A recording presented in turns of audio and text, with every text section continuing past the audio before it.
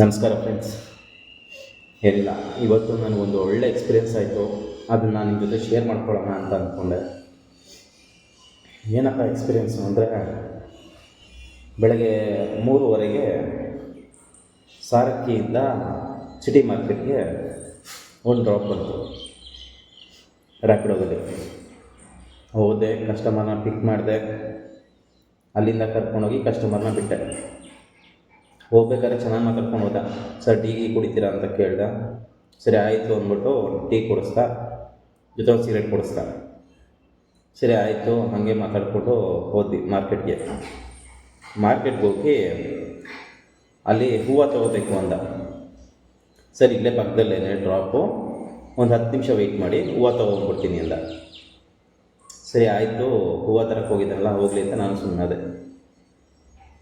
5 ನಿಮಿಷ ಆಯಿತು, 10 ನಿಮಿಷ ಆಯಿತು. ಫಸ್ಟು 1-2 ಸರಿ ಫೋನ್ ಮಾಡಿದೆ. ಹಾಂ ಸರ್ ಬರ್ತೀನಿ, 2 ನಿಮಿಷ ಅಂತ. ಅದಾದಮೇಲೆ ಫೋನ್ ಮಾಡಿದೆ, ಒಂದು 15 ನಿಮಿಷ ಕಾಲ್ ಮಾಡಿದೆ. 15 ನಿಮಿಷ ವೆಯ್ಟ್ ಮಾಡ್ತಿದ್ದೆ, ಕಾಲ್ ಮಾಡಿದೆ. ಸರ್ ಲೇಟ್ ಆಗ್ತಿದೆ ಬನ್ನಿ ಅಂತ ಕೇಳೋಣ ಅಂದ್ಬಿಟ್ಟು ಕಾಲೇ ಪಿಕ್ ಮಾಡ್ತಾಯಿಲ್ಲ. ಇನ್ನೊಂದು 2 ಸರಿ ಮಾಡಿದ್ರೆ ನಂಬರ್ ಬ್ಲಾಕ್ ಲಿಸ್ಟ್ ಹಾಕ್ತಾರೆ. ಇಲ್ಲಿದೆ ನೋಡಿ, ನಾನು ಎಷ್ಟು ಗಂಟೆಗೆ ಪಿಕಪ್ ಹೋಗಿದ್ದು, ಎಷ್ಟು ಆಯ್ತು ಅಮೌಂಟು ಅಂತ. 200 ರೂಪಾಯಿ ಅಮೌಂಟ್ ಆಗಿತ್ತು. ಸೊ ನನಗಿದು ಫಸ್ಟ್ ಎಕ್ಸ್ಪೀರಿಯೆನ್ಸು ಈ ಥರ. ಯಾಕಂದರೆ ನಾನು ಯಾರೂ ಕೂಡ ಆಟೋ ಇಳ್ದು ಹೋಗ್ಬೇಕಾದ್ರೆ ಹೋಗಿ ಬನ್ನಿ ಅಂತ ಏನು ಹೇಳ್ತಾ ಇರಲಿಲ್ಲ. ನನಗೆ ಇವತ್ತಾಗಿರೋ ಎಕ್ಸ್ಪೀರಿಯೆನ್ಸಿಂದ ನೆಕ್ಸ್ಟ್ ಹೆಂಗೆ ಅಂದರೆ, ಕಸ್ಟಮರ್ ಆಟೋ ಒಂದು ಇಳಿತಿದ್ದಂಗೆ ಫಸ್ಟ್ ಪೇಮೆಂಟ್ ಮಾಡಿಸ್ಕೋಬೇಕು. ಅವ್ರು ಅಲ್ಲಿ ಇಲ್ಲಿ ಡ್ರಾಪ್ ಅಂದರೂ ಕೂಡ ಬಿಡಬಾರ್ದು. ಇಲ್ಲ ಸರ್ ನಮ್ಮ ಪೇಮೆಂಟ್ ಮಾಡಿ, ಆಮೇಲೆ ನೀವೆಲ್ಲನೂ ಹೋಗಿ ಅಂತ ಹೇಳಬೇಕು. ನಿಜ ಹೇಳ್ತೀನಿ, ಬೆಳಗ್ಗೆ 3:30ಗೆ ಗ್ಯಾಸ್ ದುಡ್ಡಿರಲಿಲ್ಲ. ಒಂದು 100 ರೂಪಾಯಿ 150 ರೂಪಾಯಿ ದುಡ್ಡಿದ್ದೆವು.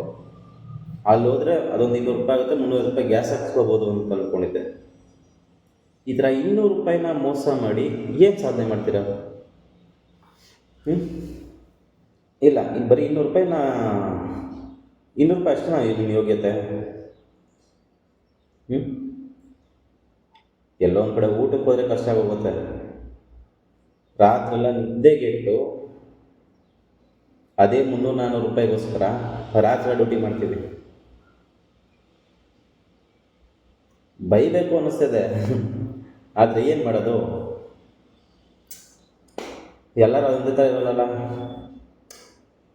ಹಾಗನ್ಕೊಂಡು ಸುಮ್ಮನಾಗಬೇಕಷ್ಟೆ. ನಿಜ, ಯಾಕೋ ಕೆಲಸ ಮಾಡೋಕ್ಕೆ ಮೂಡುವರಲಿಲ್ಲ, ಅದಕ್ಕೆ ಮನೆಗೆ ಬಂದ್ಬಿಟ್ಟೆ.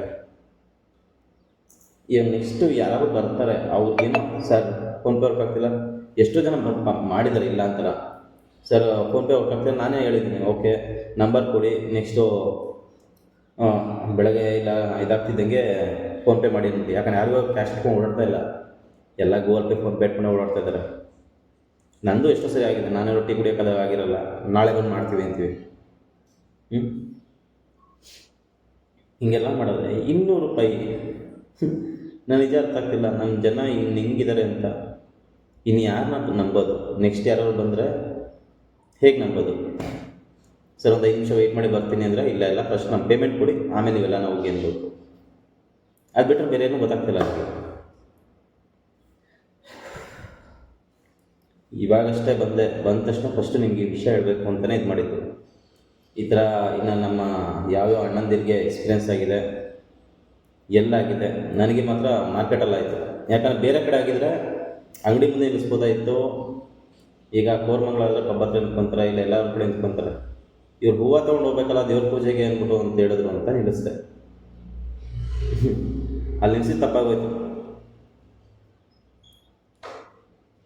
ಎಷ್ಟು ಚೆನ್ನಾಗಿ ಮಾತಾಡ್ದ ಅಂದರೆ ಅವನು, ನಂಬಲ್ಲ ಫ್ರೆಂಡ್ಸ್, ನಿಜವಾಗ್ಲು ತುಂಬ ಚೆನ್ನಾಗಿ ಮಾತಾಡ್ದ. ಸರ್ ನಾನು ಯಾವುದೋ ಕಂಪ್ನಿಗೆ ಹೋಗ್ತಾಯಿದ್ದೀನಿ, IT ಕಂಪ್ನಿಗೆ, ತಿಂಗಳು 60,000 ರೂಪಾಯಿ ಸಂಬಳ, ಅದು ಇದನ್ನು ಮಾತಾಡ್ಕೊಂಬಂದ.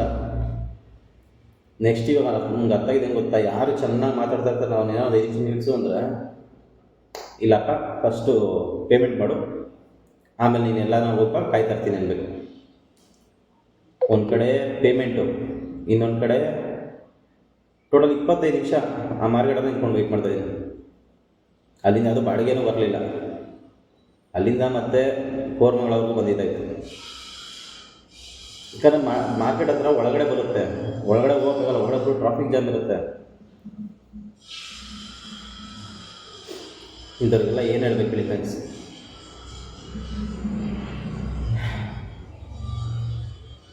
ನನಗಂತೂ ಯಾಕೋ ಮೂಡೇ ಫುಲ್ಲು ಅಪ್ಸೆಟ್ ಆಗೋದು. ಹೌದು, 200 ರೂಪಾಯಿ ಚಿಕ್ಕದೇನೆ, ಬಟ್ ನಾವು ನಮ್ಮ ಟೈಮ್ ವೇಸ್ಟ್ ಮಾಡಿ, ನಮ್ಮ ಗ್ಯಾಸ್ ವೇಸ್ಟ್ ಮಾಡಿ, ಒಂದು ಜಾಗದಿಂದ ಇನ್ನೊಂದು ಜಾಗ ಸೇಫಾಗಿ ಬಿಟ್ಟಿರ್ತೀವಲ್ಲ, ಅದು ನಮ್ಗೆ ದೊಡ್ಡದಾಗಿ ಕಾಣಿಸುತ್ತೆ. 200 ರೂಪಾಯಿ.